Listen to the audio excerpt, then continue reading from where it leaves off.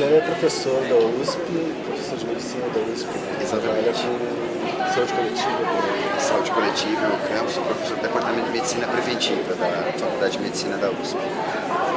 O senhor falou, o senhor conversou sobre o diálogo horizontal entre o ensino de medicina e os trabalhadores de saúde. Poderia falar um pouco sobre isso? Um pouco sobre o que o senhor falou na conferência. Eu acho que assim, dentro dos desafios postos hoje para a formação de trabalhadores da saúde, e aí em primeiro lugar, eu acho que a primeira produção de uma certa horizontalidade nesse campo é considerar que as diferentes profissões da saúde, seja de nível superior, seja de nível médio, básico, elas constituem a força de trabalho em saúde, somos todos trabalhadores da saúde. Inclusive, na minha fala hoje, eu procurei explorar justamente um aspecto não específico a nenhuma profissão, mas que transversaliza as diferentes profissões da saúde e que constitui uma característica central do trabalho em saúde contemporaneamente e, até certo ponto, em grande medida, até eu diria, uma característica do trabalho contemporâneo de uma forma geral, que é o fato desse trabalho se caracterizar primordialmente pela produção imaterial, pela produção de determinados bens, produtos, a gente está falando em produção, em trabalho, a gente está falando na produção de determinados bens, que neste caso são bens passíveis de serem caracterizados como os bens imateriais, tais como conhecimento, relações, comunicação, afeto, linguagem, imagens. Nós estamos todos mais do que nunca engajados nessa produção. E o trabalho em saúde igualmente. Mesmo que até certo ponto o senso comum tome o trabalho em saúde muitas vezes pela sua face de intervenção material sobre os corpos, corpo físico, etc., que é verdade, isso se dá. Mas mesmo quando o trabalho envolve uma grande margem de produção material, o valor principalmente atribuído a esse trabalho, ele em si já é a expressão de uma imaterialidade. Saúde é tipicamente um valor afeto, né? A gente sente a saúde. A saúde não é um valor objetificável, né? Não é um valor que eu possa identificar ele na intimidade de um tecido, de uma lesão, etc. Pelo contrário, se a gente pode dizer que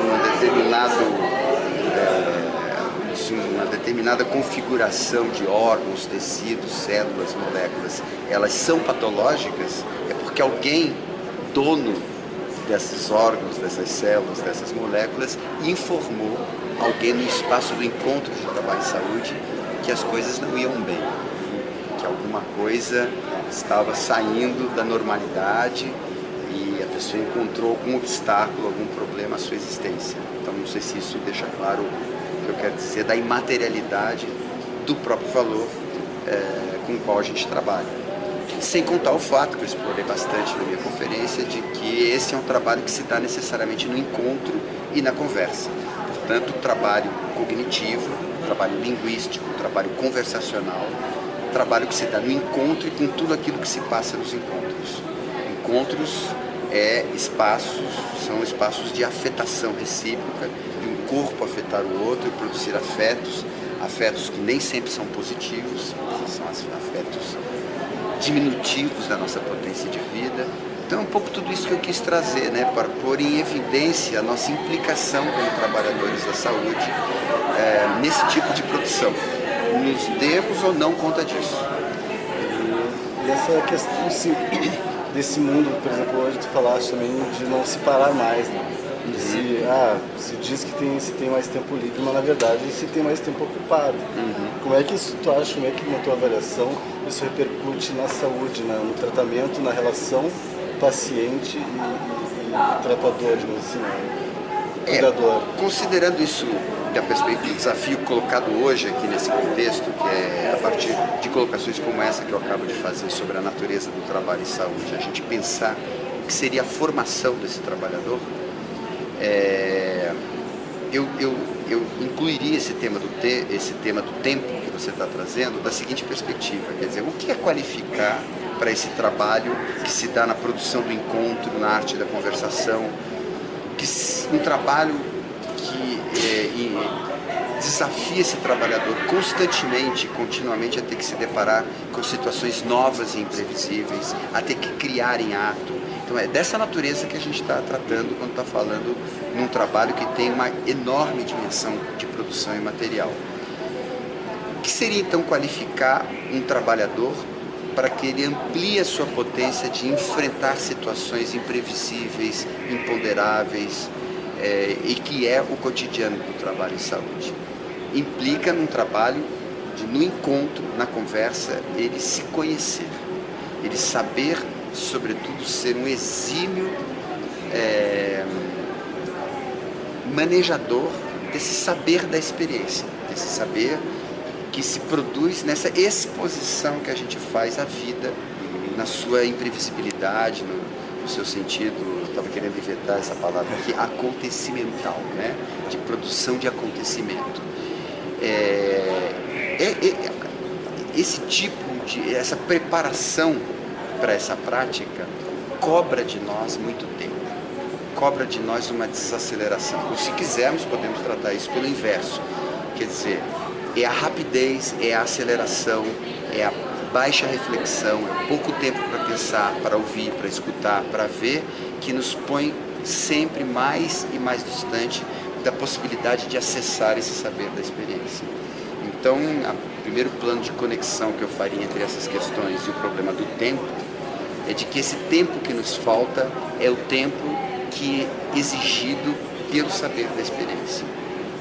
Senão a gente fica meramente no plano do consumo rápido da informação, do consumo das opiniões, né?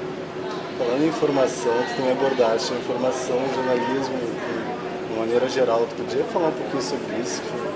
Talvez tenha sido uma colocação de má vontade com o jornalista, com o jornalismo, com o periodismo, essa prática mais ampla da fabricação e ofertamento de produtos de consumo, que na verdade eu gostaria principalmente de diferenciar.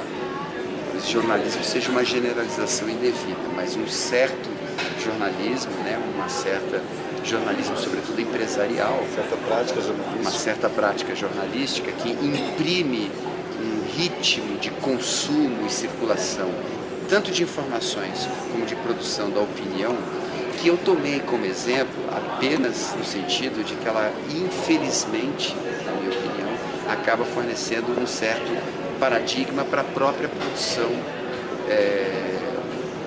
universitária, nos seus dois polos, a pesquisa e a docência.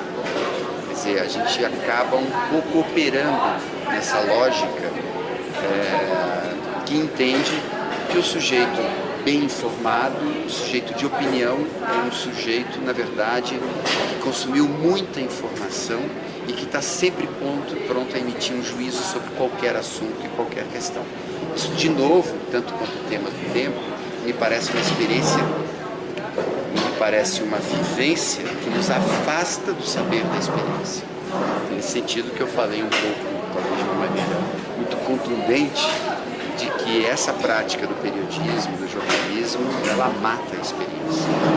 É uma grande destruidora da experiência e que, volto a dizer, me parece essa competência, esse requisito extremamente necessário para uma qualificação do trabalho em saúde. É fácil a gente pensar, nós, como aqueles que precisarão mais cedo ou mais tarde de um trabalho, de um trabalhador da saúde, para nos apoiar, para nos ajudar a sair de uma situação difícil, orgânica, eventualmente, mental, etc.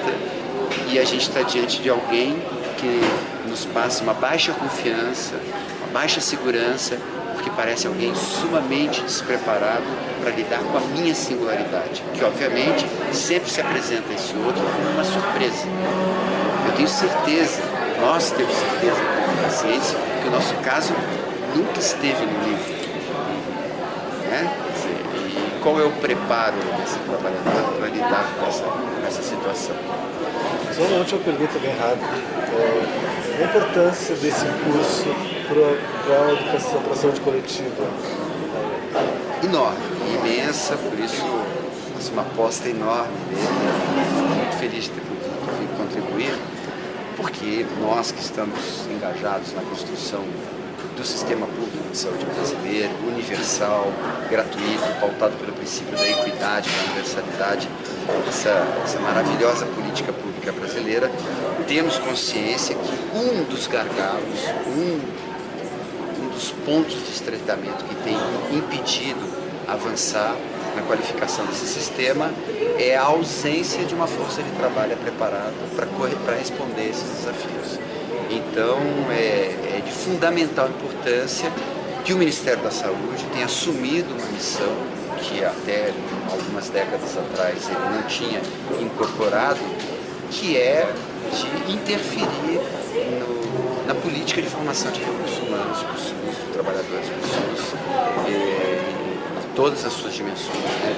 Tanto da pesquisa, quanto da formação dos quadros, né? Do sistema. Então, acho que a universidade ganha com isso enormemente, o SUS e todos nós, né, na medida que... Acho que o SUS é isso, né? O SUS é essa experiência de ampliação da vida dos brasileiros, né? E eu acho que esse é mais um dispositivo para produzir essa ampliação, para a produção de uma política pública cada vez mais inclusiva e cada vez mais democrática. Ok, muito obrigado. Eu que agradeço. Parecer, na sua visão, sobre o curso e uma palavra de incentivo para os alunos graduandos de saúde coletiva. Bom, eu sou um sanitarista, eu sou aquele que fui me especializar em saúde coletiva depois da minha graduação, que foi a medicina. Então eu sou muito suspeito para falar isso, porque eu acho que a formação hoje compreendida, né, pelos cursos de graduação em saúde coletiva, elas são, então, primeiro, um produto da reforma sanitária, uma verdadeira revolução que foi produzida, né, no modo de cuidar da saúde dos brasileiros, né, nos últimos 25 anos, e que pariu, de uma certa forma, essa carreira, né, e a necessidade dela, o tipo de qualificação que ela provê aos alunos, os colocam imediatamente engajados nesse processo social e político maravilhoso da construção de uma política pública universal para cuidar e defender a vida.